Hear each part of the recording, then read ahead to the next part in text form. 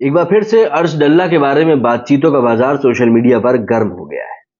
दरअसल इस समय पाकिस्तानी और खालिस्तानी आतंकवादियों के साथ देश के दुश्मनों की एक नई फौज तैयार हो रही है। आतंकियों की ये फौज 7 समंदर पार कनाडा में बैठकर हिंदुस्तान में आपराधिक गतिविधियों का अंजाम दे रही है। इनकी वजह से अंडरवर्ल्ड के बाद अब एक नए तरह का संगठित अपराध जो है वो तेजी से पनपने लगा है और अपने पैर पसार रहा है।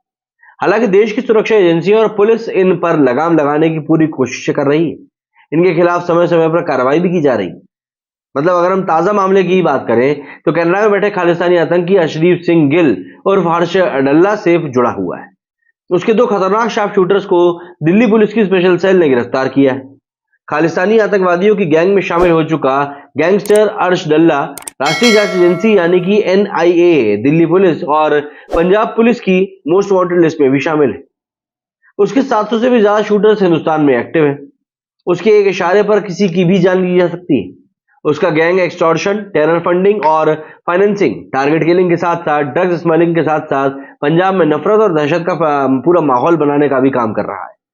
इसी बीच दिल्ली पुलिस को सूचना मिली कि उसके दो शार्प शूटर्स एक पंजाबी सिंगर एली मंगत पर हमले की साजिश रच रहे हैं। वो इसके लिए दिल्ली भी आने वाला है। पुलिस ने जाल बिछाया और उन्हें मयूर विहार के पास में घेर लिया। इसके बाद पुलिस और शूटर के बीच मुठभेड़ हुई, जिसमें कि एक के पैर में गोली लगने के बाद दोनों ने सरेंडर कर दिया। पुलिस के मुताबिक दोनों शूटर्स की पहचान राजप्रीत सिंह उर्फ राजा और वीरेंद्र सिंह उर्फ विम्मी के रूप में हुई। उनके पास से चोरी की एक बाइक, तमंचा, कारतूस और हैंड ग्रेनेड बरामद हुआ है। उनसे पूछताछ में पता चला कि ये लोग कई बड़ी हस्तियों पर हमला करने वाले थे। कनाडा में बैठे उनके आका ने उन्हें दिल्ली, पंजाब और हरियाणा में हिंसा फैलाने की जिम्मेदारी दी थी। इससे पहले कि ये अपनी साजिश में सफल हो पाते, पुलिस ने इनको गिरफ्तार कर लिया। दरअसल पंजाब के मोगा के डल्ला गांव के रहने वाले अर्श डल्ला ने बालिग होने की उम्र होने के पहले ही जरायम की दुनिया में कदम रख दिया था। इससे पहले चोरी जैसी छोटी मोटी घटनाओं को अंजाम देने वाला डल्ला जल्द ही रंगदारी मांगने और लोगों को जानलेवा हमले की धमकी देना शुरू कर चुका था। साल 2018 के बाद अपराध जगत में उसकी सक्रियता और तेज बढ़ गई। अपहरण और हत्या जैसी संगीन जुर्म में उसका नाम आने लगा। इन सब के बीच उसका बराड़ से संपर्क हुआ। उसके इशारे पर उसने पंजाब में अपराधियों गतिविधियों को अंजाम देना शुरू कर दिया। उसकी काली करतूत की वजह से आतंकवादी हरदीप सिंह निज्जर की उस पर नजर रही। साल 2021 में हरदीप सिंह निज्जर ने अर्श डल्ला के साथ मिलकर 3 सदस्यीय खालिस्तानी टाइगर फोर्स यानी कि केटीएफ मॉड्यूल का गठन किया। उसी साल जुलाई में निज्जर के इशारे पर मोगा स्थित सनशाइन क्लॉथ स्टोर के मालिक तेजिंदर उर्फ पिंका की हत्या कर दी गई।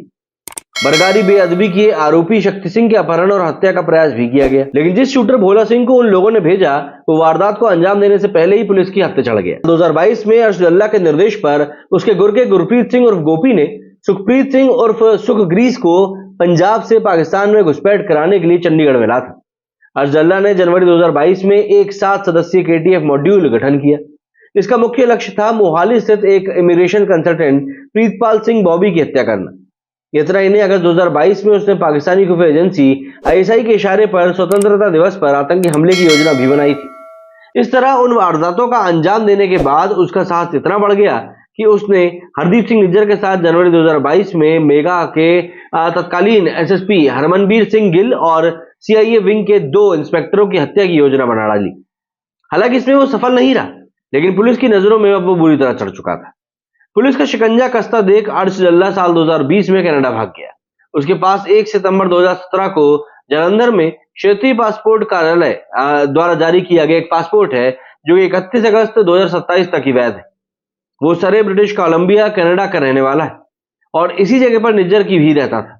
उसके सहयोग से ही वो भारत से कनाडा पहुंचा था। कुछ महीने पहले ही खालिस्तानी आतंकी हरदीप सिंह निज्जर की अज्ञात लोगों ने भी हत्या कर दी थी और इसी मामले में भारत और कनाडा के बीच के रिश्ते भी तल्ख हो गए। लेकिन हत्या से पहले निज्जर ने डल्ला के साथ मिलकर हिंदुस्तान की धरती पर कई वारदातों का अंजाम दिया। हरदीप सिंह निज्जर और अर्श डल्ला ने एक आतंकी संगठन बनाया जिसमें 700 से भी ज्यादा शूटर शामिल कर इनका गैंग पाकिस्तान से लेकर हिंदुस्तान तक अपनी आतंकी और आपराधिक गतिविधियों को अंजाम दे रहा है। इसी वजह से भारतीय गृह मंत्रालय ने उसको गैरकानूनी गतिविधि मतलब कि गैरकानूनी गतिविधि रोकथाम अधिनियम के तहत आतंकवादी घोषित कर दिया है। एनआईए ने उसे भगोड़ा घोषित करते हुए उसके सिर पर 5 लाख रुपए का इनाम रखा है। पहले ही निज्जर की मौत हो चुकी है, लेकिन डल्ला के बिश्नोई गैंग के गैंगस्टर गोल्डी बराड़ से उसके काफी अच्छे संबंध बताए जाते हैं। दोनों बहुत अच्छे दोस्त बताए जाते हैं। गोल्डी वही है जिसने पंजाबी सिंगर सिद्धू मूसेवाला के ऊपर गोली चलवाई थी। वर्तमान समय में गैंगस्टर लॉरेंस बिश्नोई सबसे ज्यादा सुर्खियों में रहता है। सलमान खान को जान से मारने की धमकी दे लेकर सिद्धू मूसेवाला की हत्या तक हर जगह उसके गैंग का ही नाम आया था। हाल ही में कनाडा में पंजाबी सिंगर गिप्पी ग्रेवाल के घर पर हुए हमले की जिम्मेदारी भी बिश्नोई गैंग ने ही ली। उसने सोशल मीडिया के जरिए ऐलान किया कि गिप्पी सलमान का दोस्त है, इसलिए उसने उसके घर पर जानलेवा हमला कराया था। लॉरेंस उस वक्त दिल्ली की मंडोली जेल में बंद था। उसके खिलाफ 50 से भी ज्यादा केस दर्ज हैं, लेकिन अर्श अल्लाह उससे कहीं ज्यादा खतरनाक है, क्योंकि वो आपराधिक नहीं बल्कि आतंकी गतिविधियों का अंजाम दे रहा है। क्या कहना है आप लोग इस बारे में? कमेंट करके जरूर बताइएगा। मेरे सुनी फिलहाल इतना ही। जय हिंद, जय भारत।